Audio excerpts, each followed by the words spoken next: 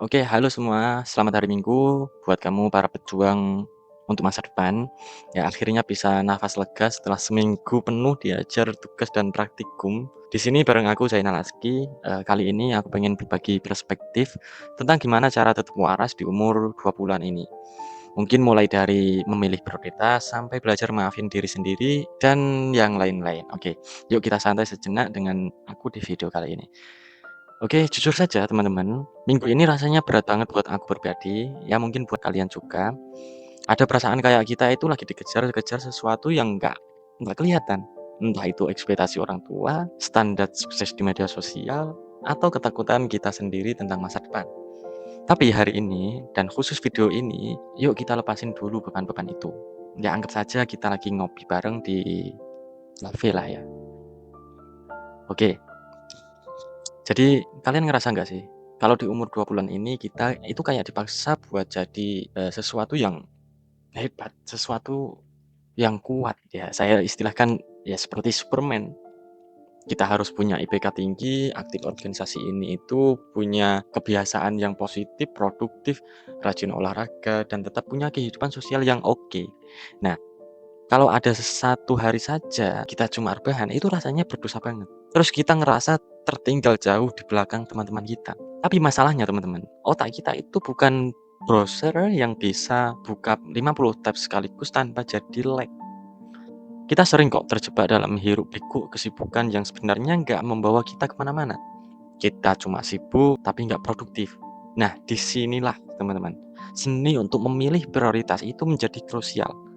Prioritas itu bukan soal nambahin daftar kerjaan kamu, tapi soal berani nyoret hal-hal yang sebenarnya cuma distraksi saja. Ingat teman-teman, saying yes to something means saying no to something else.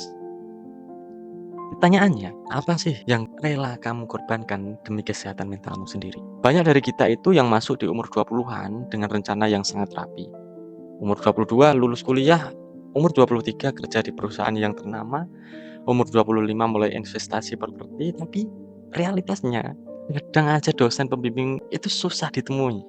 Loker yang kita incer itu tutup dan akhirnya kita hanya mengantarkan CV aja.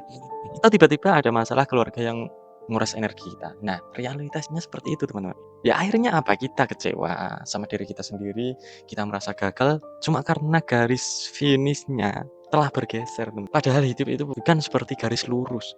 Tapi lebih kayak jalan di pegunungan, ada belokannya, ada naik turunnya. Ya jangan terlalu keras sama diri kita sendiri kalau jalanmu itu nggak semulus orang lain. Mereka itu punya sepatu yang berbeda dari kita dan medannya itu pun berbeda, teman-teman. Jadi ya, your timeline is yours island. Oke, mungkin aku mau bertanya ke teman-teman semua, kalau teman baik kamu itu gagal ujian atau melakukan kesalahan besar, apa kamu bakal mikir untuk memaki-maki dia? Ya pasti enggak kan? Kamu bakal bilang, "Nggak apa-apa kok, kamu udah berusaha, kamu udah berusaha semaksimal mungkin, tapi realitasnya seperti itu, nggak apa-apa, besok dicoba lagi." Ya ini namanya proses, ini namanya di umur 20-an, ya seperti ini. Kamu akan bilang seperti itu teman-teman, ke temenmu yang gagal ujian, yang melakukan kesalahan besar. Tapi kenapa sih pas ke diri kita sendiri yang gagal, kata-kata yang keluar di kepala itu justru, "Wah kamu bodoh banget, kamu kok bego banget sih. Pantes kamu nggak sukses-sukses seperti temenmu. Kenapa sih kamu nggak bisa bener dikit aja?" Nah, kenapa kok seperti itu kata-katanya untuk diri kita sendiri? Dan kenapa kita itu bisa lebih baik ke orang lain daripada diri kita sendiri? Ya mungkin dari perspektifku, belajar maafin diri itu adalah bentuk kedewasaan yang paling tinggi, teman. Maafin diri kamu kalau hari ini kamu nggak bisa bangun pagi, nggak bisa ngerjain sesuatu yang sudah kamu rancang, sudah kamu pikirkan, tapi nggak kamu kerjakan. Ya udah, nggak apa-apa. Ya maafin diri kamu kalau nilai nilai yang kamu anggap itu, "Oh ini harusnya ini dapat 100, tapi realitasnya itu nggak seperti itu." Ya maafin aja. Memaafkan diri sendiri itu bukan berarti kita nyerah, tapi kita itu lagi kasih ruang buat diri kita, buat tumbuh kembali tanpa beban rasa bersalah. Oke, dari sini, mungkin aku ada beberapa tip untuk teman-teman, pun juga untukku sendiri, aku juga masih menjalani pemulihan ini ya.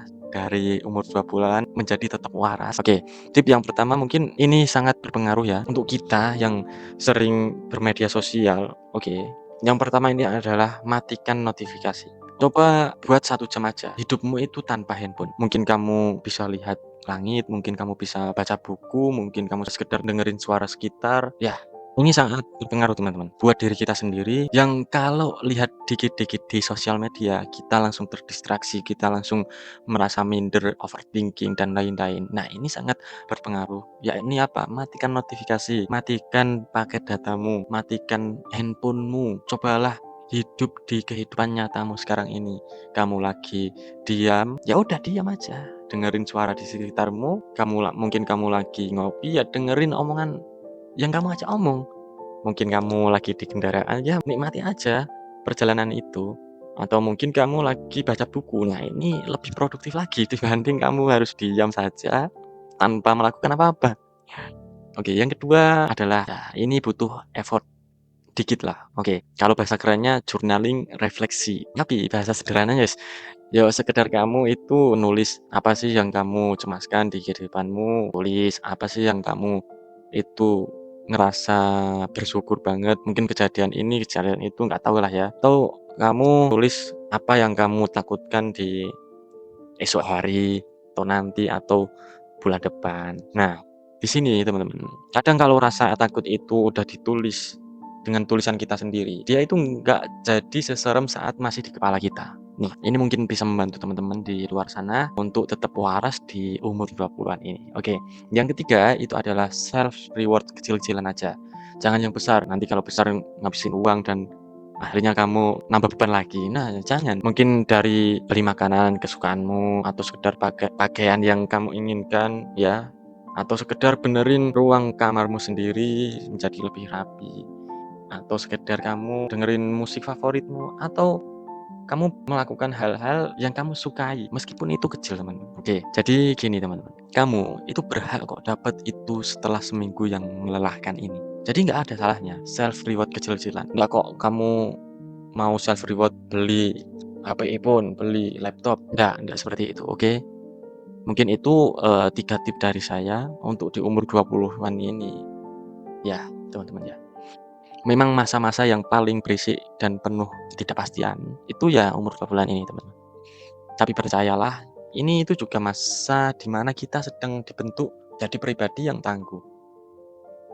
Dulu pernah aku sampaikan juga, mungkin di umur sekarang ini, 20-an ini, kita itu bagaikan pohon yang belum tumbuh daunnya, bunganya, buahnya, tapi akar kita itu sudah menjalar ke dalam-dalam tanah dan memperkuat atau memperkokoh pohon itu sendiri. Nah, nanti adalah waktunya untuk pohon itu berbuah, untuk pohon itu bisa menjadi tempat berteduh orang. Itu ada kok waktunya. Jadi sekarang ya tetap jalanin aja, ya yang terpenting tentukan apa prioritasmu di umur 20-an ini. Dan ketika kamu tidak melakukan atau tidak membereskan hal yang kamu inginkan, ya maafin, besok dicoba lagi, gitu aja. Nggak usah kita kebawa sampai berhari-hari pikiran yang semacam stres, semacam burnout. Ngapain aja kok kamu itu ngelakuin burnout beberapa hari itu.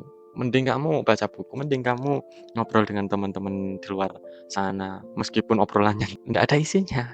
Ya, jadi mungkin itu yang aku sampaikan.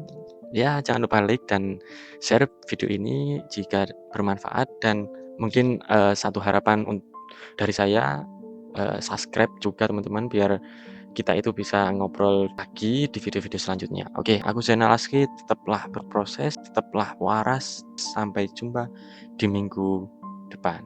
Oke, assalamualaikum.